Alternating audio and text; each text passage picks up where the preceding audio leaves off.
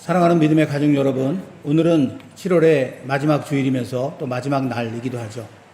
이렇게 시간의 흐름이 전환되는 이런 시점은 우리 자신의 삶을 돌아볼 수 있는 아주 좋은 기회라는 그런 생각이 듭니다. 특별히 하나님 앞에서 또 하나님의 말씀 앞에서 우리가 지금 제대로 살아가고 있는지를 살펴보는 일, 이것은 우리의 전 인생을 통해서 가장 아름다운 일이라고 생각이 되는데, 오늘 이 예배 시간이 그렇게 주님의 뜻을 분별하면서 우리의 삶의 걸음을 새롭게 하는 그런 소중한 시간이 될 수 있기를 간절히 소망합니다. 이제 하늘의 문을 여서서 함께 찬양함으로 예배의 자리로 나아가겠습니다. 하늘의 문을 여소서, 이곳을 주목하소서. 주를 향한 노래가 꺼지지 않으니 하늘을 열고 보소서. 이곳에 임재하소서. 주님을 기다립니다. 기도의 향기가 하늘에 닿으니 주여 임재하여 주소서. 이곳에 오셔서 이곳에 앉으소서. 이곳에서 드리는 예배를 받으소서. 주님의 이름만이 오직 주의 이름만 이곳에 있으니 이곳에 오셔서 이곳에 앉으소서. 이곳에서 드리는 예배를 받으소서. 주님의 이름만이 오직 주의 이름만 이곳에 있습니다.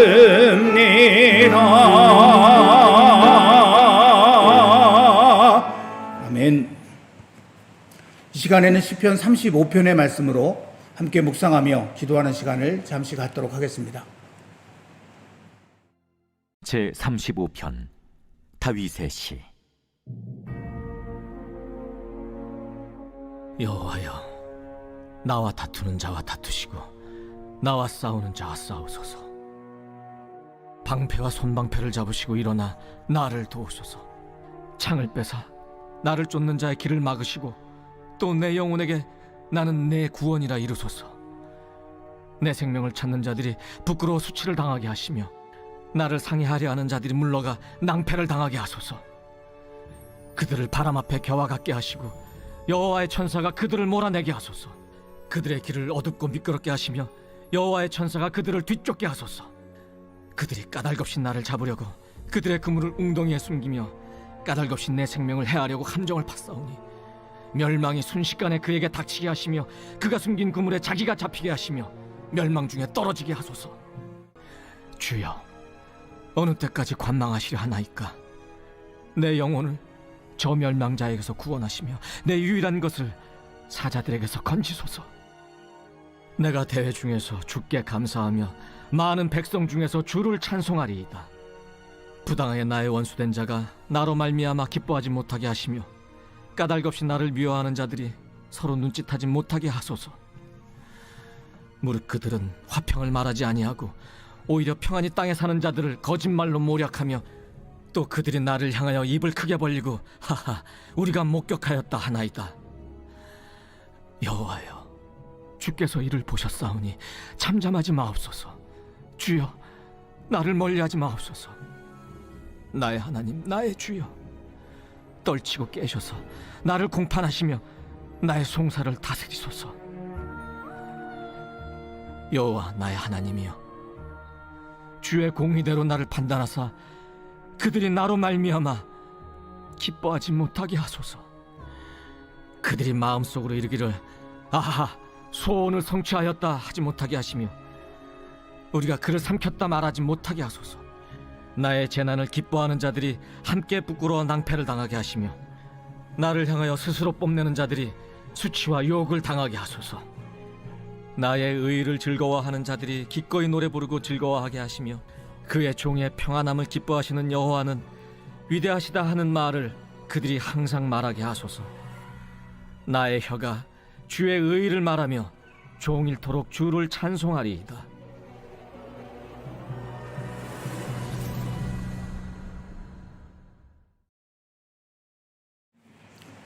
이제는 하나님 앞에 우리들의 한 믿음을 사도신경으로 고백합니다. 전능하사 천지를 만드신 하나님 아버지를 내가 믿사오며 그 외아들 우리 주 예수 그리스도를 믿사오니 이는 성령으로 잉태하사 동정녀 마리아에게 나시고 본디오 빌라도에게 고난을 받으사 십자가에 못 박혀 죽으시고 장사한 지 사흘 만에 죽은 자 가운데서 다시 살아나시며 하늘에 오르사 전능하신 하나님 우편에 앉아 계시다가 저리로서 산자와 죽은 자를 심판하러 오시리라. 성령을 믿사오며 거룩한 공회와 성도가 서로 교통하는 것과 죄를 사하여 주시는 것과 몸이 다시 사는 것과 영원히 사는 것을 믿사옵나이다. 아멘. 찬송가 619장 놀라운 그 이름 함께 찬송하겠습니다.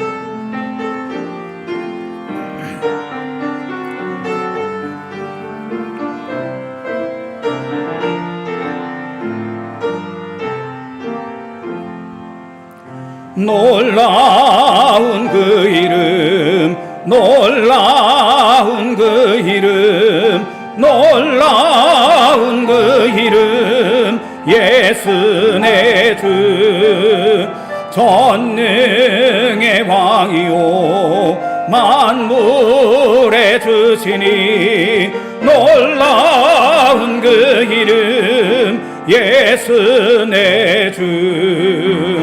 선하신 목자 또 영원한 반석 전능의 하나님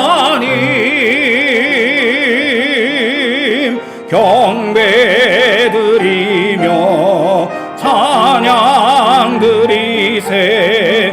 놀라운 그 이름 예수 내 주.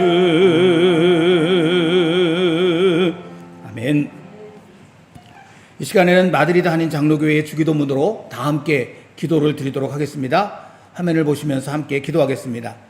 하늘에 계신 우리 아버지여, 우리 마드리드 한인 장로교회 믿음의 가족들을 통해 아버지의 이름이 거룩히 여김을 받으시오며 우리들이 살아가는 모든 곳에 하나님 나라가 임하시오며 하늘에서 이미 이루신 아버지의 뜻이 이제는 우리들의 삶을 통해서도 이루어지이다. 오늘 우리들에게 이 땅을 살아가며 주님 뜻을 이루는 데 필요한 모든 것을 공급해 주시옵고 나아가 우리가 다른 이들의 필요를 채워주는 통로가 되게 하시오며 우리가 우리에게 죄 지은 자를 용서하여 준 것 같이 우리 죄를 용서하여 주시옵고 우리가 유혹에 넘어가 시험에 빠지지 않도록 깨어있게 하시옵고 다만 우리 힘으로 감당할 수 없는 악에 빠질 때 우리를 구하시옵소서.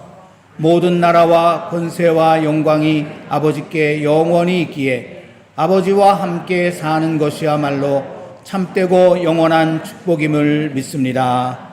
아멘.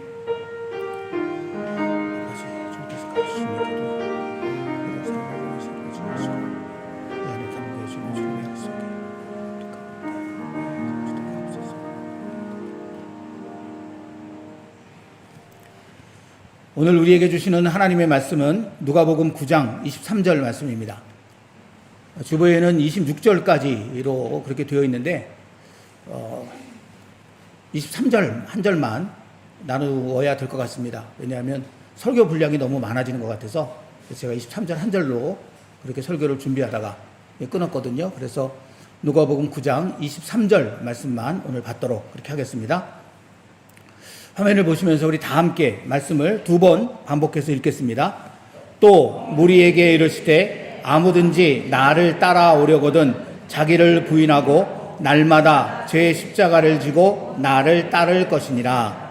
또 무리에게 이르시되 아무든지 나를 따라오려거든 자기를 부인하고 날마다 제 십자가를 지고 나를 따를 것이니라. 아멘. 우리 스페인 자매 한 분이 예배를 같이 드리고 있어서 스페인어로도 한번 성경을 읽었으면 좋겠습니다. 스페인어로 한 번만 더 같이 읽겠습니다. Y a todos les decía, si alguno quiere seguirme, niéguese a sí mismo, tome su cruz cada día y sígame. 아멘. 이 시간에는 박승수 형제가 밤이나 낮이나 라는 제목의 찬양을 하나님 앞에 올려드리겠습니다.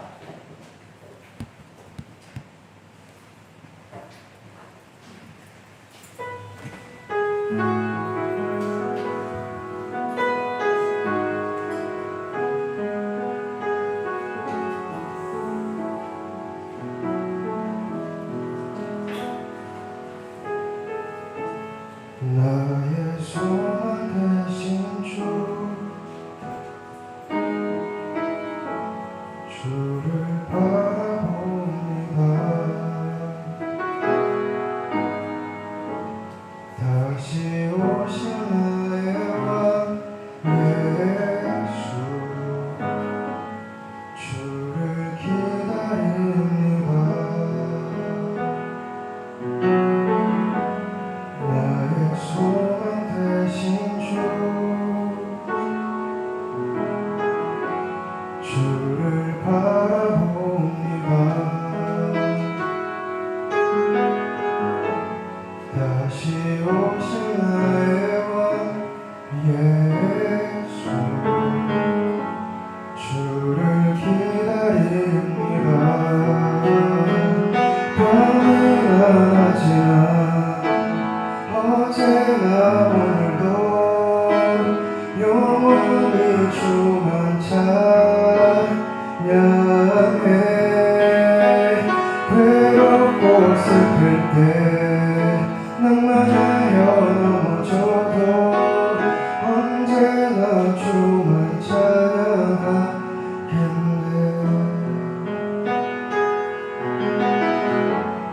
나의 소원 대신 주를 바라봅니다. 다시 오신 나의 왕 예수,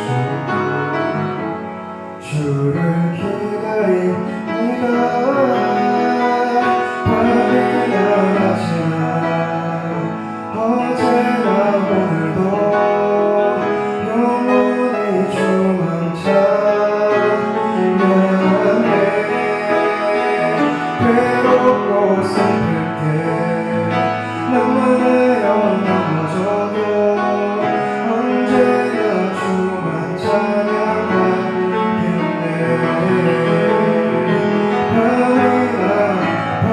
밤이나 어제나 오늘도 영원히 주만 찬양해. 괴롭고 슬플 때 낭만하여 넘어져도 언제나 주만 찬양하겠네. 밤이나 낮이나 어제나 오늘도 영원히 주만 찬양해. 괴롭고 슬플 때 낭만하여 넘어져도 언제나 주만 찬양하겠네. 밤이나 낮이나 어제나 오늘도 영원히 주만 찬양해. 괴롭고 슬플 때 낭만하여 넘어져도 언제나 주만 찬양하겠네.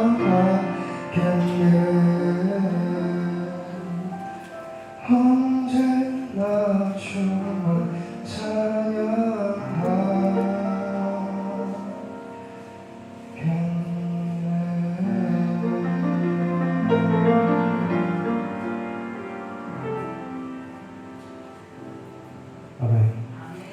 아멘. 할렐루야.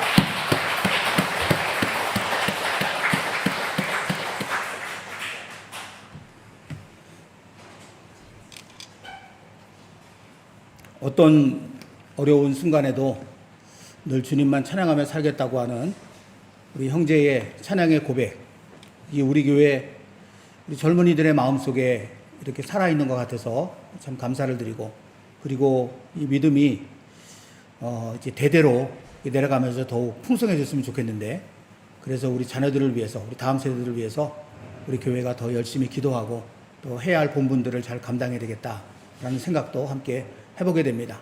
아무쪼록 이 믿음을 가지고 매일매일 아름답게 살아가는 우리 모든 가족들 되기를 간절히 축원합니다. 오늘로서 3주일째 우리는 제자입니까? 라는 제목으로 그리스도의 제자됨에 관한 말씀을 나누고 있습니다. 이는 이 제자됨이 우리의 구주이시며 영광의 주님이신 예수님께서 우리에게 너무너무 원하고 바라시는 것이기 때문에 그렇습니다.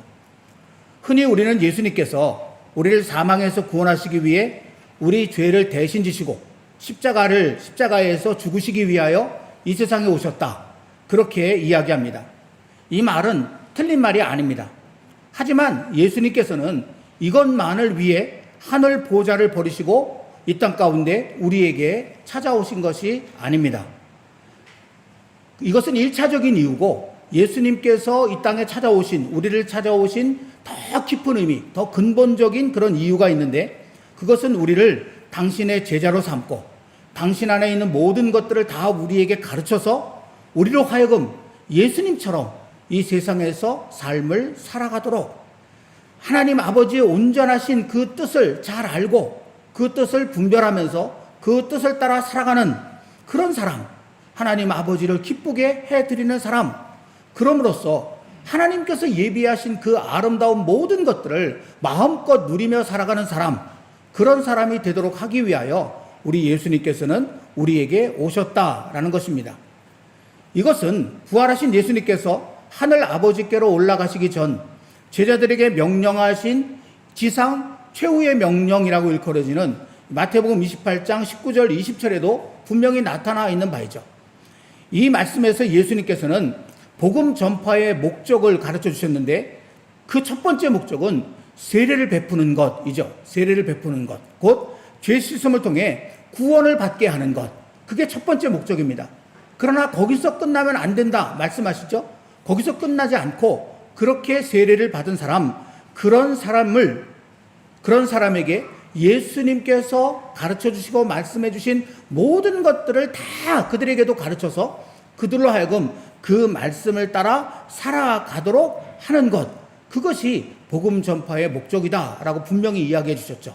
왜냐하면 예수님께서 이 세상에 오신 목적이 그것이기 때문에, 이제 예수님은 하나님의 나라로 가시고 이 땅에 남아있는 제자들이 그 예수님의 목적을 이어받아서 그대로 행해야 된다라는 말씀이 이 마태복음 28장의 내용이라고 하는 것입니다.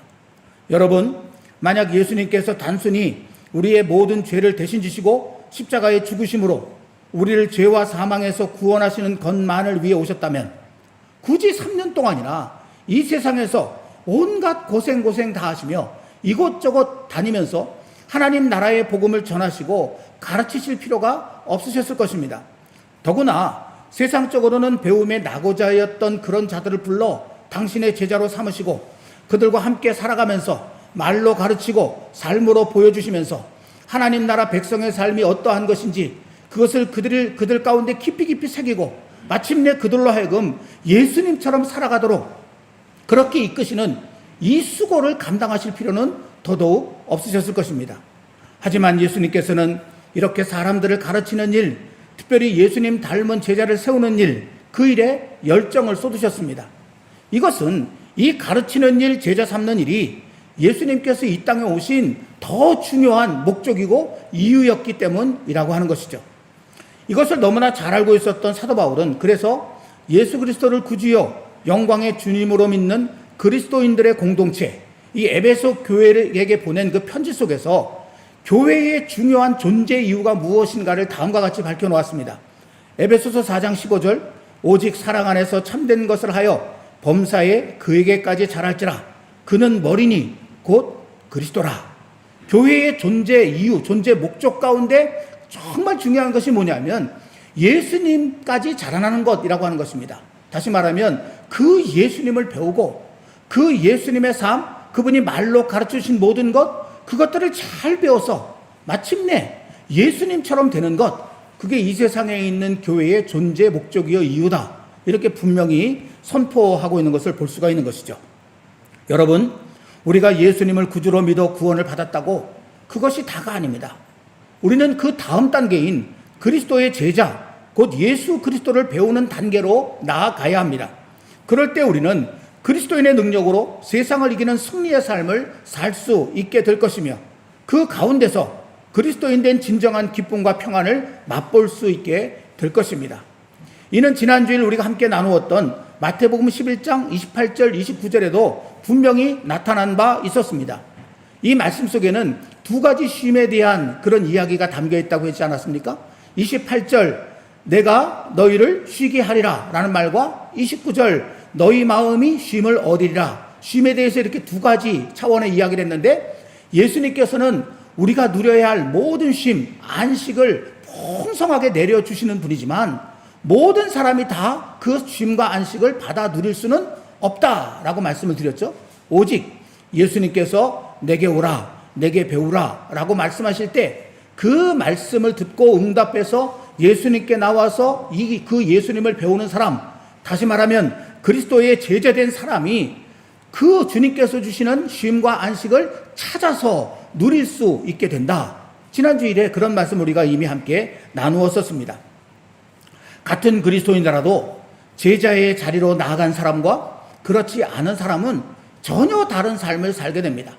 궁극적인 구원이라고 하는 이제 하나님의 나라, 영원한 그 나라에서 삶을 사는 것은 누구에게나 다 그리스도를 믿는 사람이라면 다 주어지는 가장 기본적이고 공통적인 은혜요 축복이지만, 그러나 이 세상을 살아가는 동안에 정말 하늘의 평안과 기쁨을 맛볼 수 있는 이 은혜, 이 기쁨, 이 축복은 오직 그리스도의 제자된 사람만이 누릴 수 있게 되는 것이고, 그리고 그런 사람이 영원한 하나님의 나라에서도 더욱 큰 상급을 받으며 더욱 영광스러운 삶을 살아갈 수 있게 된다라고 하는 것이 성경이 우리에게 가르쳐주는 진리인 것입니다. 그래서 예수님께서는 끊임없이 우리들을 향해서 내게로 와라, 내게로 와서 배워라, 그렇게 제자의 자리로 우리를 부르시고 초청하고 계시는 것이죠. 이는 오늘의 말씀에서도 발견할 수 있습니다. 오늘 말씀을 다시 한번 보시면 그 첫머리에 무리에게 이르시되라는 그런 표현이 나옵니다. 이 말씀은 무리에게 하신 말씀이죠. 그럼 도대체 무리라고 하는 사람이 어떤 사람인가?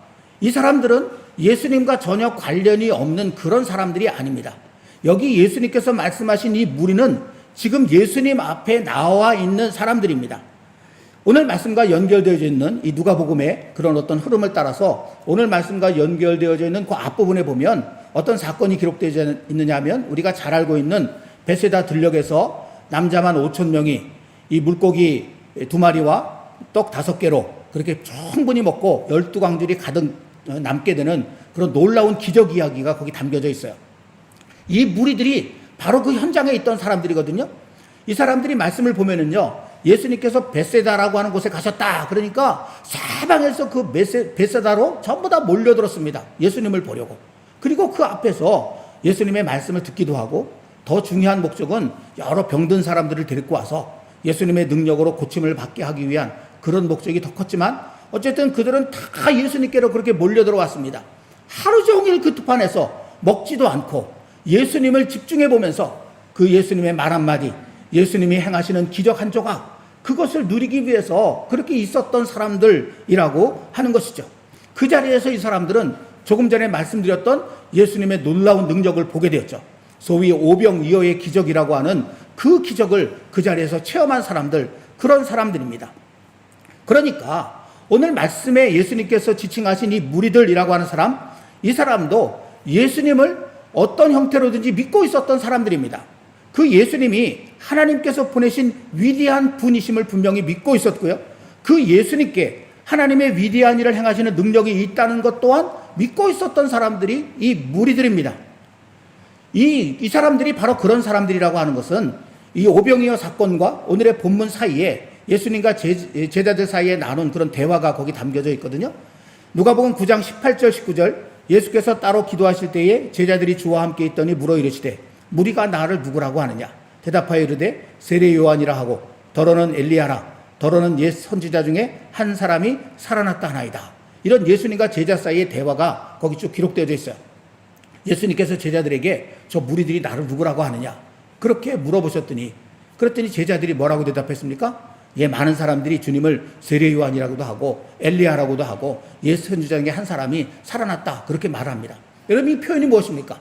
우리에게 세례 요한이나 엘리야나 옛 선지자 중에 한 사람은 그렇게 어떤 면에서 크게 다가오지 않을는지도 모르겠습니다. 그러나 그 당시 유다 사람들에게 이 존재들은요 어마어마한 존재들입니다. 엄청난 존재들입니다. 예수님을 그런 분으로는 최소한 믿고 있었던 사람들이 오늘 말씀 속에 등장하는 무리라고 하는 것이죠. 하지만 이들의 믿음이라고 하는 것, 그것은 아직 초보적인 그런 단계에 머물러 있는 믿음이었습니다. 자기중심적이고 지극히 세상적인 믿음을 가지고 있었던 사람들이라고 하는 것이죠.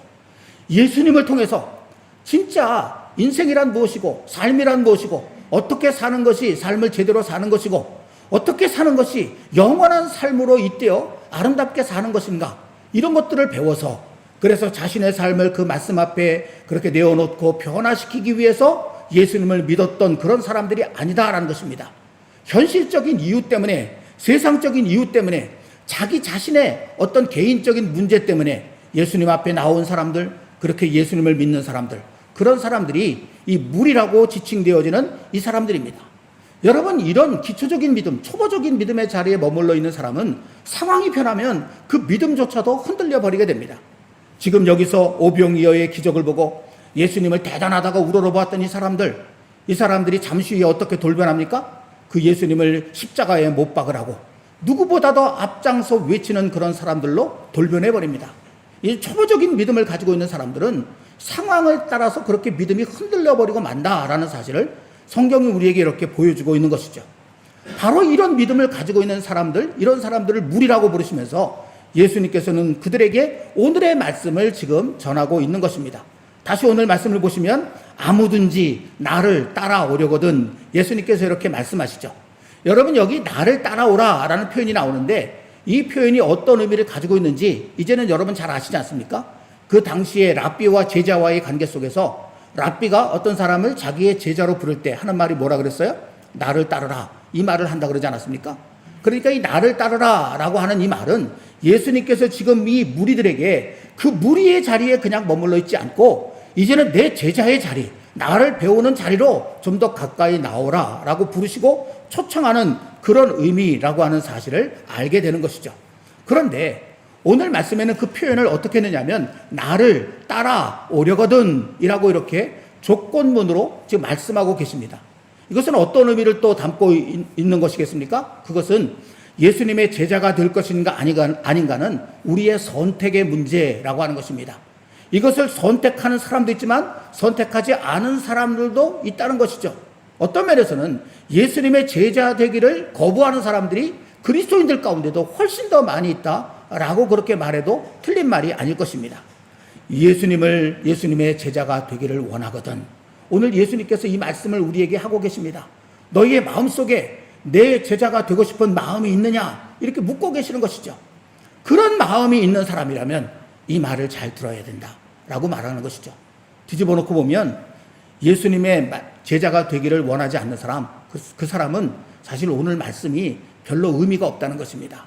마치 산에 가서 야호 그러면 아무 의미 없이 저기서 들려오는 메아리 소리, 야호 들려오는 그 소리와 다름없는 그런 외침일 뿐이다. 예수님이 이런 말씀도 하고 계시는 거예요. 오늘 우리가 나누고 있는 이 말씀이 정말 우리에게 소중한 의미로 다가오기 위해서는 먼저 우리들의 마음속에 내가 예수님의 제자가 되고 싶다라는 이 간절한 마음이 자리 잡고 있어야 비로소 오늘 말씀 속에 담겨져 있는 예수님의 그 음성이 뜨겁게 우리의 가슴을 울려 퍼지게 된다라고 하는 것이죠. 저는요, 지금 이 예배의 자리에, 예배당에 있든지 온라인으로 참석하고 있든지 이 예배의 자리에 찾아오신 우리 믿음의 가족들 모두의 가슴 속에 예수 그리스도의 제자가 되고 싶은 이 갈망이 조금이라도 그렇게 있는 줄 믿습니다. 이런 믿음을 가지고 오늘 말씀에 귀를 기울일 때 말씀이 살아서 우리에게 들려오는 그런 기쁨을 맛보게 될 것입니다. 오늘 말씀을 이어서 보시면은요, 이렇게 예수님의 제자가 되고자 하는 사람이 가져야 할 가장 중요하면서도 근본적인 마음과 삶의 태도가 무엇인지 예수님께서 아주 강력하지만 아주 간단하게 그렇게 선포하고 계시죠. 자기를 부인하고 날마다 제 십자가를 지는 것, 바로 이것입니다. 그렇다면 이것이 구체적으로 어떤 의미를 가지고 있는 것일까요? 그걸 오늘 우리가 함께 나누어 보려고 하는데요. 먼저 자기를 부인하는 것이란 무엇인가 하는 것부터 살펴보도록 하겠습니다. 한국어 성경에 부인하다라고 번역되어 있는 헬라어 아르네오마이라고 하는 말인데, 이 말에는 부인하다, 거절하다, 거부하다, 반대하다, 반박하다, 이런 여러 가지 그런 의미들이 그 안에 담겨져 있어요. 그런데 그 많은 의미들 가운데 어떤 의미가 있느냐면 내 것이 아니라고 하다, 이런 의미가 있어요. 제가 이 의미가 어떤 뜻을 가지고 있는지 이렇게 좀 느껴보기 위해서, 막 느낌으로 다가오기 위해서 고민을 하다가 갑자기 제 머릿속에 한국 전래 동화 하나가 생각이 났어요. 지금 화면에서 보이는 그 그림, 무슨 얘기인지 아시겠죠? 금도끼, 은도끼라고 하는 그런 이제 한국 전래 동화라고 되어 있는데, 살펴보니까요, 이 이야기가 원래는 이솝 이야기 우화에 그렇게 담겨 있는 얘기더라고요.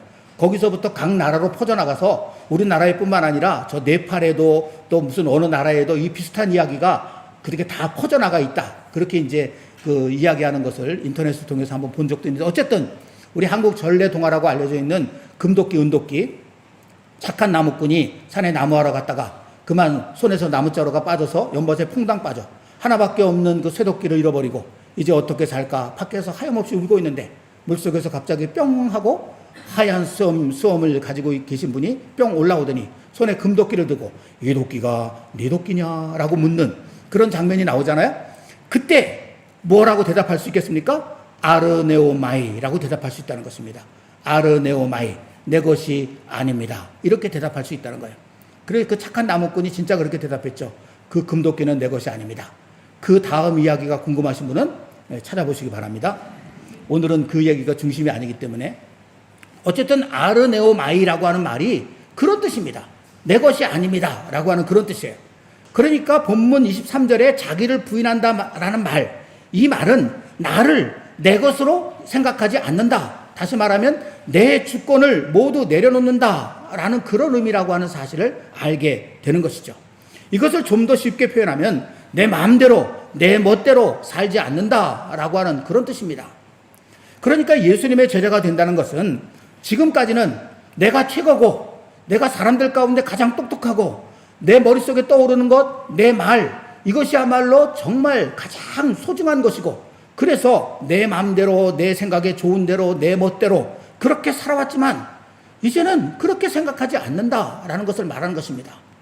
내가 너무나 부족하고 내가 너무나 연약하고 나는 아무것도 모르니 주님 이제 내게 가르쳐 주시고 그리고 나를 인도해 주십시오 라고 하는 마음을 갖는 것, 그게 자기를 부인하고 라는 이 말 속에 담겨져 있는 의미라고 하는 것이죠. 이 의미를 잘 보여주는 말씀이 요한복음 21장 18절입니다. 이 말씀은 여러분도 아시는 것처럼 부활하신 예수님께서 시리에 빠져있던 베드로를 찾아오셔서 다시 그를 진정한 의미의 제자로 세워주시면서 하셨던 말씀이죠.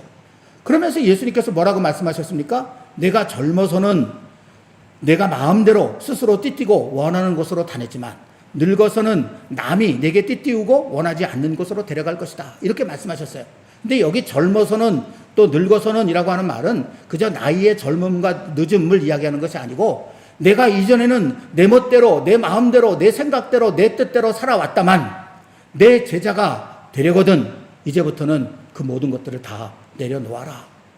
남의 뜻, 이 남의 뜻이라고 하는 것은 주님의 뜻이고 하나님의 뜻을 말하는 것이거든요. 네 뜻은 다 내려놓고 이제 아버지 하나님의 뜻과 그리고 너의 주님이라고 그렇게 믿는 내 뜻을 따라서 삶을 살아가야 된다라는 그런 가르침을 주신 것으로 이해할 수 있다고 하는 것입니다. 다메섹으로 가는 길에서 부활하신 예수님을 만난 후 누구보다 예수님에 대하여 깊이 배우고 알았던 사도 바울은 그가 예수님의 참된 제자가 되었다는 사실을 이와 같은 말로 증언했습니다. 갈라디아서 2장 20절, 내가 그리스도와 함께 십자가에 못 박혔나니 그런즉 이제는 내가 사는 것이 아니요 오직 내 안에 그리스도께서 사시는 것이라. 이제 내가 육체 가운데 사는 것은 나를 사랑하사 나를 위하여 자기 자신을 버리신 하나님의 아들을 믿는 믿음 안에서 사는 것이라. 아멘. 여러분, 이 말을 한마디로 요약하면 어떤 의미입니까? 이제는 내가 내 마음대로 살지 않고 오직 내 안에 계신 예수님의 뜻을 따라 나는 산다. 이게 내가 예수님의 참된 제자가 되었다는 증거다. 사도 바울이 지금 그렇게 이야기하고 있다는 것이죠. 바로 이런 사도 바울의 고백 속에 담겨져 있는 뜻이 자기를 부인하고 라고 하는 이 말 속에 담긴 의미인 것입니다. 그렇다면 지금 저와 여러분들은 어떻습니까? 우리는 지금 자기를 부인하는 삶을 살아가고 있습니까? 아니면 여전히 내 뜻, 내 마음, 내 생각을 고집하며 살아가고 있습니까? 우리가 진정 예수님의 제자가 되기를 원한다면 우리는 가장 먼저 이것부터 생각하고 내 뜻, 내 마음, 내 생각, 내 고집은 다 내려놓을 수 있어야 합니다.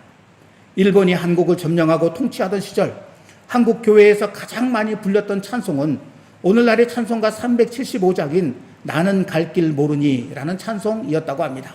그들은 모일 때마다 이 찬송을 불렀습니다.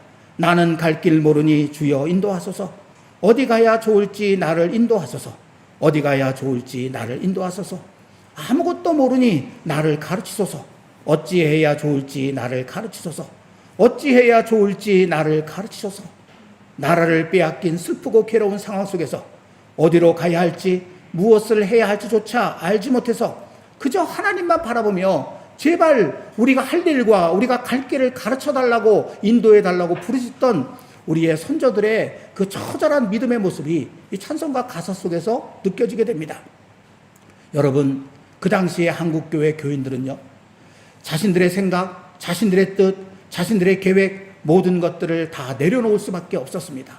오직 하늘 아버지만 바라볼 수밖에 없는 그런 상황이었던 것이죠. 그래서 이런 노래를 부를 수밖에 없었던 것입니다. 그런데 참으로 놀랍게도 이런 한국교회를 통해 하나님께서는 큰 일을 이루어 가셨습니다.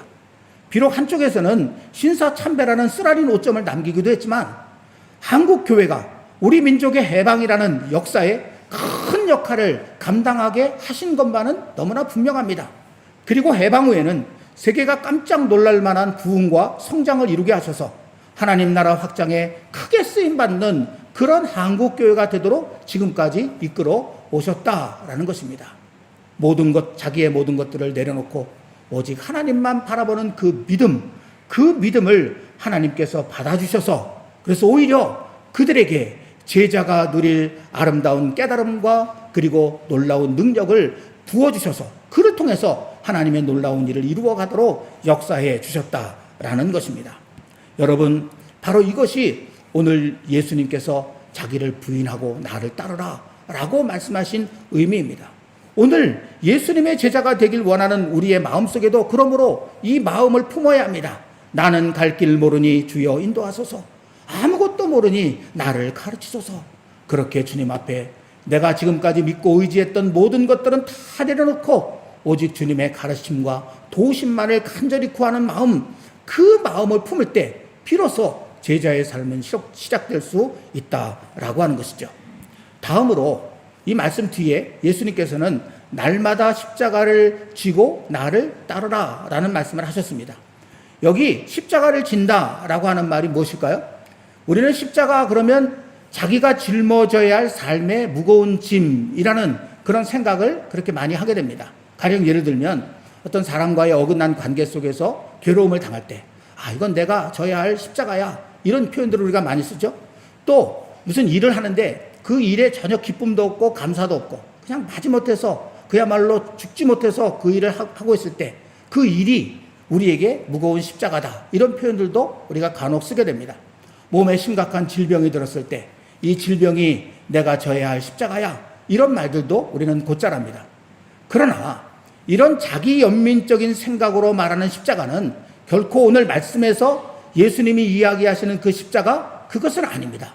예수님이 그런 의미로 이 십자가를 지라라고 말씀하신 것은 전혀 아니라고 하는 것입니다. 예수님께서 말씀하신 제 십자가를 지고라는 말은 아무리 힘들고 어렵더라도 심지어 죽는 한이 있더라도 예수님의 말씀에 절대 순종하고자 하는 마음으로 살아가라 라고 하는 그런 뜻입니다. 왜냐하면 예수님에게 있어서 십자가라고 하는 것은 당신이 하나님 아버지의 말씀 앞에 절대적으로 순종하셨다라고 하는 것을 보여주는 그런 상징적인 의미를 갖고 있는 것이기 때문에 그렇습니다. 우리가 잘 알고 있는 빌립보서 2장 6절 8절 말씀 속에 사도 바울이 고백한 예수 그리스도의 모습이 여기 이렇게 나타나 있죠. 그런데 이 말씀 가운데 8절을 보시면 죽기까지 복종하셨으니 곧 십자가의 죽으심이라 라는 말씀이 있습니다.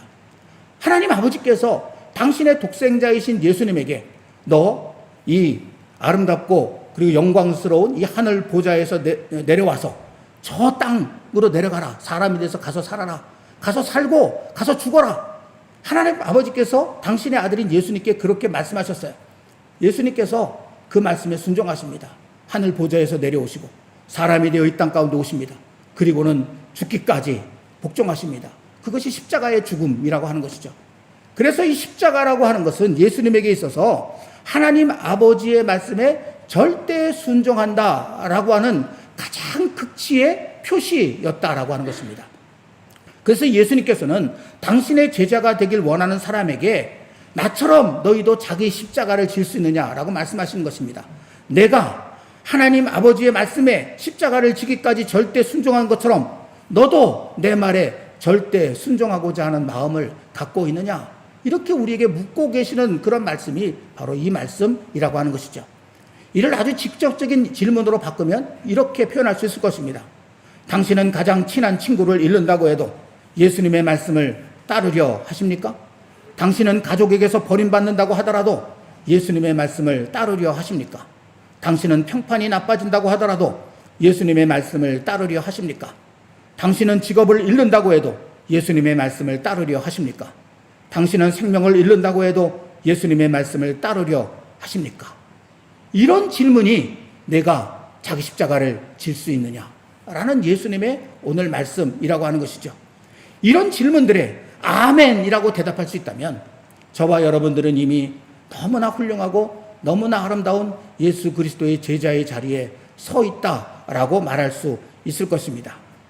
그렇지만 저와 여러분들이 그런 자리에까지 나아가지 못한다고 하더라도 그 마음을 지금 우리 마음속에 갖는 것, 주님의 말씀에 내가 절대 순종하고 싶습니다 라고 하는 그 말씀, 그 마음을 갖는 것, 그게 너무너무 소중하다라고 하는 것이죠. 그런데 이 말씀 속에 보면 날마다 라는 말씀이 덧붙여져 있습니다.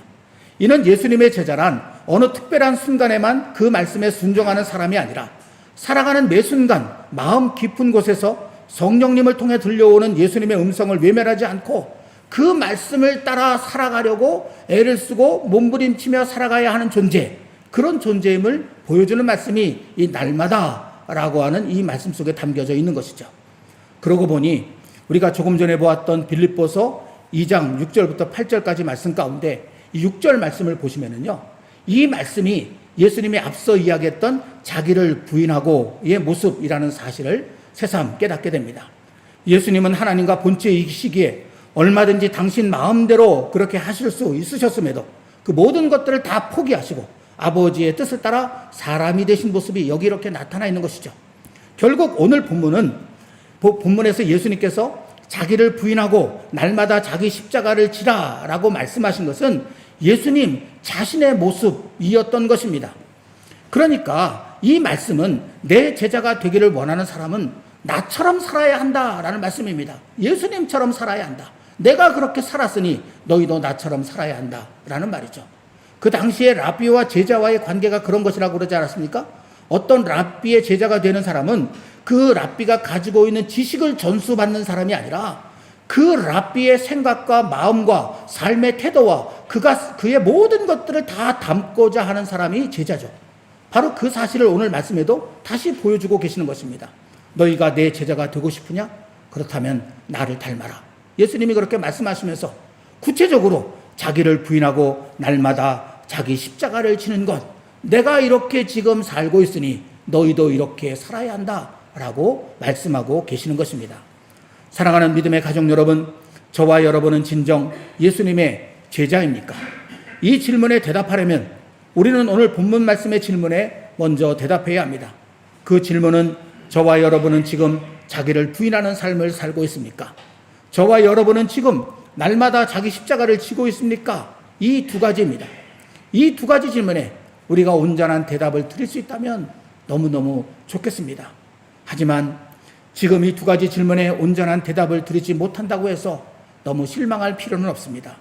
오늘 우리 마음에 예수님을 따르고자 하는 간절함을 품고 지금부터라도 나를 부인하는 삶, 날마다 내 십자가를 지는 삶을 예수님처럼 그렇게 새롭게 시작하면 되는 것입니다.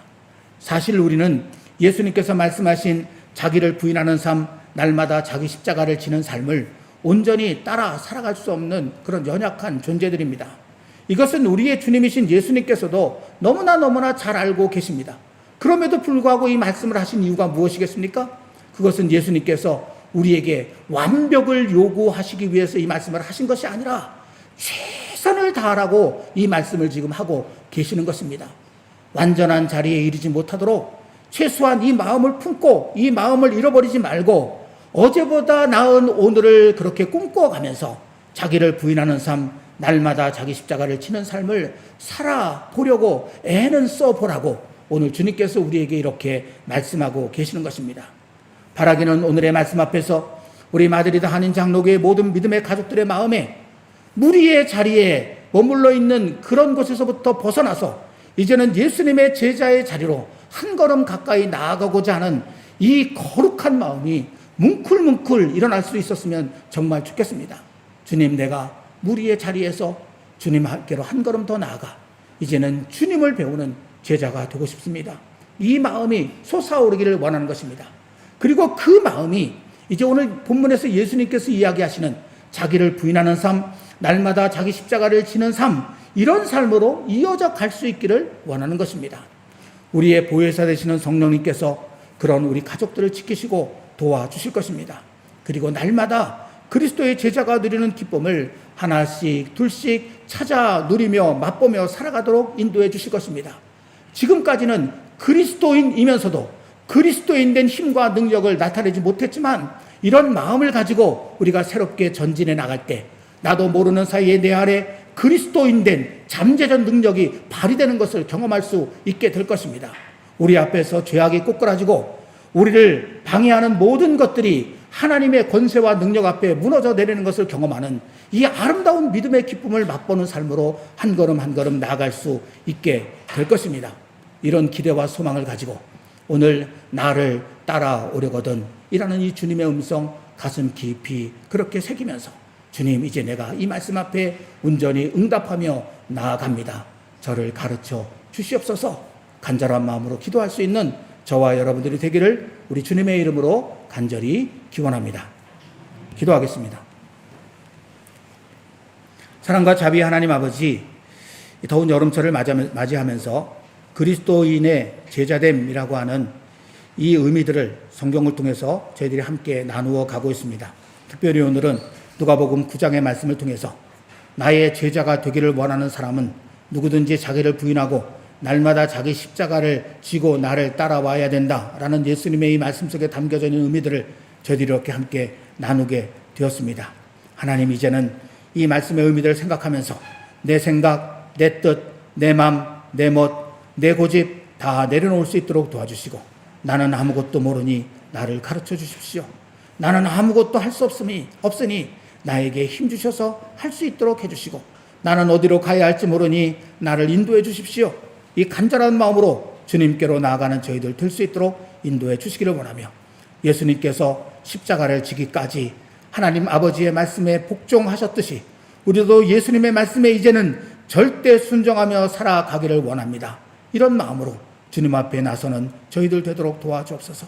이 마음으로 이제 저희들이 새로운 삶을 시작할 때 우리 주님께서 약속하신 그 평안과 그 안식과 그 진정한 쉼이 우리의 눈에 발견되게 될 것이며 그것을 찾아 누리는 기쁨의 삶이 우리 앞에 오히려 활짝 열리게 될 것이니 이를 경험하며 살아갈 수 있는 우리 마드리드 한인 장로교회 모든 믿음의 가족들 다 되게 해 주시옵소서. 예수님의 이름으로 간절히 기도드리옵나이다.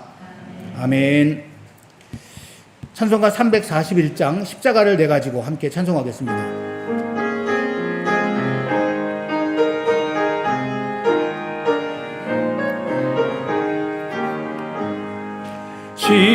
십자가를 내가 지고 주를 따라갑니다. 이제부터 예수로만 나의 법에 삼겠네. 세상에서 부귀 영화 모두 잃어버려도 주의 평안 내가 받고 영생 복을 받겠네. 주도 곤욕 당했으니 나도 곤욕 당하리. 세상 사람 간사하나 예수 진실합니다. 예수 나를 사랑하사 빛난 얼굴 보이면 원수들이 미워해도 염려할 것 없겠네. 내가 핍박당할 때에 주의 품에 안기고 세상 고초 당할수록 많은 위로 받겠네. 주가 주신 기쁨 외에 기뻐할 건 무엇냐. 주가 나를 사랑하니 기뻐할 것뿐일세.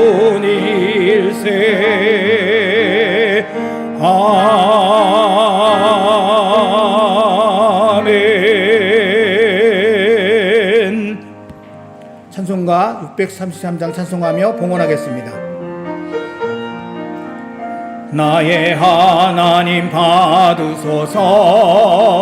주께 드리는 이 예물을 소리 높여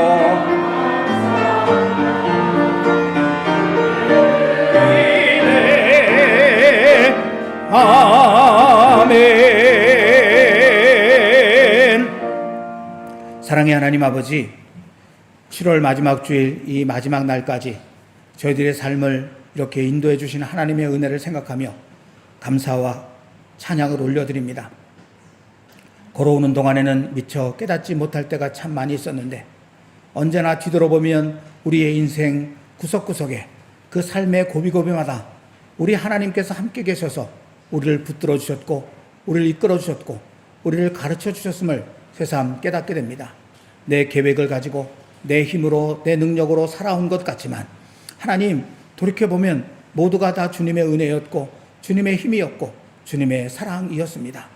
오늘 이 시간 새삼 그 은혜 그 사랑 깊이 깨달으며 여기 작은 예물에 우리의 감사의 마음 주님을 향한 우리의 사랑의 마음 담아 바쳐 올려드리오니 주님 받아 주시옵소서. 그리고 이제 이후로 하나님 이제 더 이상 우리의 생각과 우리의 뜻과 우리의 힘만 의지하며 살아가지 않도록 도와주시고 날마다 하나님의 도우심을 간절한 마음으로 구하며 우리 예수님의 가르치심을 간절한 마음으로 갈구하며 살아갈 수 있는 저희들 되도록 도와주시고 이 제자의 마음을 잃지 않으므로 마침내 주님처럼 되어질 수 있는 그런 복된 자리에까지 이르는 우리 모두 되도록 인도해 주옵소서. 그 과정 속에 하나님 우리가 때때로 힘들고 어려워 넘어지고 쓰러질 때가 참 많이 있습니다. 지금도 여러 가지 아픔과 고난과 어려움 속에 놓여 있는 우리 믿음의 가족들도 있습니다. 주님 기억해 주시옵소서. 주님의 능력의 손길로 꼭 붙잡아 주시고 주님의 사랑하시는 자이오니 또 주님께 가까이 나온 제자들이 오니 주님 꼭 붙잡아 주시고 주님이 약속하신 평안과 쉼의 자리로 나아갈 수 있도록 인도해 주시옵소서. 주위를 둘러보면 온 세상이 지금 신음하고 있습니다. 뜨거운 여름철에 아버지 더 뜨거워진 그런 열기로 인해서 수많은 사람들이 어려움을 겪고 심지어 죽기까지 한다는 소식도 들었고 여전히 이 세상 한 구석에서는 전쟁이 일어나고 여러 가지 질병과 아픔으로 인해서 고통받는 이들이 수도 없이 발생하고 있습니다. 아버지 이 땅을 불쌍히 여겨 주시옵소서. 이 세상을 하나님 버리지 마시옵시고 주님의 능력의 손길로 꼭 붙잡아 주셔서 다시 살 길을 찾아나가는 그런 깨달음이 온 세상 사람들의 가슴 속에 일어날 수 있도록 축복해 주시옵소서. 우리와 함께 계신 주님을 찬양하며 또 이번 한 주간에도 새로운 한 달 동안에도 늘 동행해 주실 것을 믿으며 우리 주 예수님의 이름으로 봉헌기도 드리옵나이다. 아멘. 주위에 있는 분들과 인사 나누겠습니다. 미고사추. 우리 오랜만에 그 인사 나누겠습니다. 가슴에 손을 얹고 주님 때문에 행복합니다. 주님 때문에 잘 되고 있습니다. 네, 아멘입니다. 교회 소식 함께 나누겠습니다. 2022년 신앙표 기억하시면서 이것은 당장의 어떤 일들보다 우리 교회의 미래를 생각하면서 드리는 기도니까 여러분 우리 교회의 미래를 생각하시며 늘 기도해 주시기 바라고요. 또 성령님께서 부어주시는 힘으로 여러분 매일매일의 삶, 이 주일뿐만 아니라 월요일부터 토요일까지 각자 흩어져 살아가는 삶 속에서도 지속 가능한 믿음으로 살아갈 수 있게 되기를 소망합니다. 특별 찬양을 올려드릴 개인이나 가정, 단체 신청을 계속 받고 있는데 이제 끝이 다가옵니다. 9월달부터는 이 예배당 대면 예배가 정상화되면 찬양대가 활동을 시작할 것이고요. 그러면 특별 찬양을 다 하고 싶습니다. 그래도 이제 신청 안 받습니다. 이제 8월달까지만 이제 기회가 주어지는데 이미 8월달에 2주는 예약이 되어 있습니다. 그러니까 2번만 남아 있습니다. 2번만. 그동안 망설이 있었던 분들 마지막 기회 놓치지 마시고 꼭 챙기시기를 바랍니다. 찬양 교실은 오늘부터 이제 쉬는 거죠? 오늘 해요? 오늘까지? 8월 달에는? 8월 달은 방학이고, 예. 제가 오늘부터 방학인 줄 알고 주부에다 그렇게 실었는데, 오늘까지 하고 다음 주일부터 방학이랍니다. 네, 기억하시길 바라고요. 찬양 교실에서 그래서 지난 주일날 그동안 연습했던 그 찬양곡을 녹화를 해서 그게 이제 8월 중에 한 주 특별 찬양으로 드려지게 될 거예요. 아마 8월 달에 또 이렇게 준비하면 8월 한 번 더 녹화를 할 기회가 있겠나 모르겠는데 어쨌든 네 그렇게 될 것 같습니다. 함께 해주시면 고맙겠고요. 그리고 오늘 예배 후에 7월 생일 축하 시간을 잠시 이어서 갖도록 하겠습니다. 오늘로써 가정 성경 공부 문제가 신구약이 이제 마치게 됩니다. 이 구약 말라기 또 신약 요한계시록 이제까지 오늘로써 이렇게 딱 맞아 떨어져서 끝나게 되거든요. 그래서 8월 한 달은 잠시 쉬고 9월 달에 다시 창세기 마태복음 이렇게 시작을 이어서 하도록 하겠습니다. 8월 한 달 동안에는 가정 성경 공부 문제 쉰다. 굉장히 얼굴이 환해지시는 것 같은데. 그리고 기왕에 그렇게 된 거 한 달에 한 구절 성경 구절 암송도 그리고 매일 함께 나누는 공동체 하말께 묵상도 8월 달에는 쉬도록 하겠습니다. 공동체 묵상은 쉬지만 매일 한 장씩 개인적으로 말씀을 읽는 그 일은 계속됩니다. 그거는 개인적으로는 공동체 묵상만 쉬는 겁니다. 아예 성경 읽기를 쉬시면 안 되는 거예요. 그리고 그래서 그러면 아무것도 할 게 없지 않느냐 그럴까봐 걱정이 돼가지고 오늘은 특별한 걸 하나 나눠드렸어요. 우리에게 기도를 가르쳐 주셔서 성경으로 배우는 기도 2. 예전에 2019년도에 성경으로 배우는 기도 1을 한번 나눠드린 적이 있는데 매년 그 여름에 나눠드리면 참 좋을 뻔 했는데 그동안에 여러 가지 일들로 이걸 나눠드리지 못했잖아요. 코로나도 있고 그래가지고. 그래서 금년에 다시 이제 두 번째, 금년에는 주로 구약에 나오는 여러 신앙 위인들이 남겨놓은 기도를 가지고 월요일부터 주일까지 기도할 수 있도록 그렇게 이제 구성이 되어져 있습니다. 그러니까 이번 8월 달 동안에는 매일매일 이 기도 구절 한 구절씩 읽는 것 그것으로 여러분들이 매일의 신앙생활에 조금이라도 도움이 되었으면 좋겠습니다. 이걸 가져가셔도 되고요. 어제 카카오톡을 통해서 PDF 파일도 그렇게 배포를 해드렸으니까 핸드폰에다가 그걸 다운을 받으셔서 그거를 가지고 보셔도 되고 어떤 방법으로든지 그렇게 하시면 될 것 같습니다. 9월 첫 주일부터 예배당 대면 예배 정상화를 위해서 계속 기도로 준비하고 있습니다. 여러분들도 기도로 준비하시면 좋겠고요. 정상화 되기 전에 8월 말쯤에 교회 여러분들 전부 다 교회 오셔서 교회 구석구석을 한번 이렇게 돌아보고 정리하고 청소하고 그런 시간을 좀 가지려고 합니다. 물론 매주마다 청소를 하고는 있지만 그래도 좀 우리의 손 볼 곳들이 조금 있는 것 같아서 나중에 광고를 드리면 기쁜 마음으로 함께 해주시면 좋겠습니다. 교회학교 온라인 예배도 8월 달까지는 따로 드리지 않고 우리 부모님들과 함께 주일 11시 30분에 온오프라인으로 계속 예배 드리도록 하겠습니다. 여름방학과 휴가철을 맞아서 여러 곳으로 출타한 가족들 그리고 이곳에 있는 모든 가족들 모두 다 주님과 동행하며 평강을 누리시기를 소망합니다. 온라인 헌금도 잘 활용해 주시고요. 또 2단 조심하시기 바라고요. 선교 동역하는 선교지와 선교사님들을 위해서도 계속 기도를 부탁드립니다. 이제 하나님의 약속 우리 다 함께 찬송하고 삶을 향해 나아가도록 하겠습니다.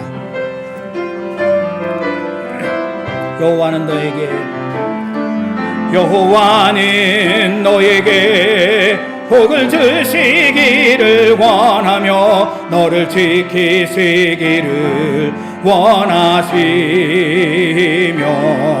여호와는 그 얼굴을 너를 향하여 드사 은혜와 평강 주시기 원하노라. 여호와는 너에게 복을 주시기를 원하며 너를 지키시기를 원하시며 여호와는 그 얼굴을 너를 향하여 드사 은혜와 평강 주시기 원하노라. 너를 보배롭고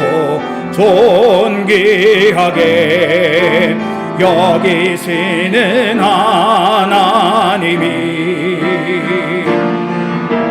내 삶 속에서 이 약속을 신실하게 이루시리.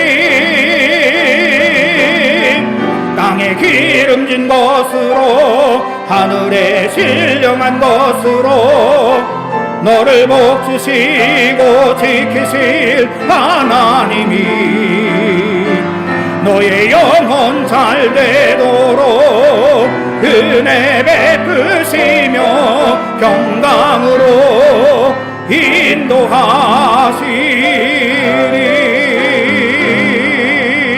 인도하시리. 아멘.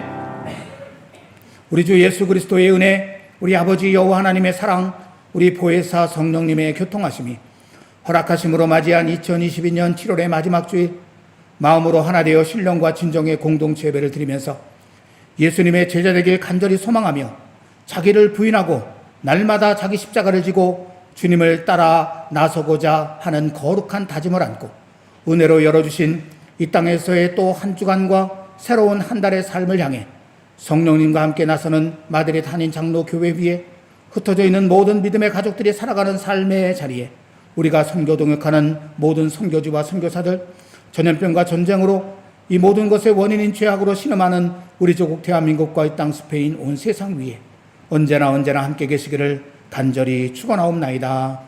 아멘.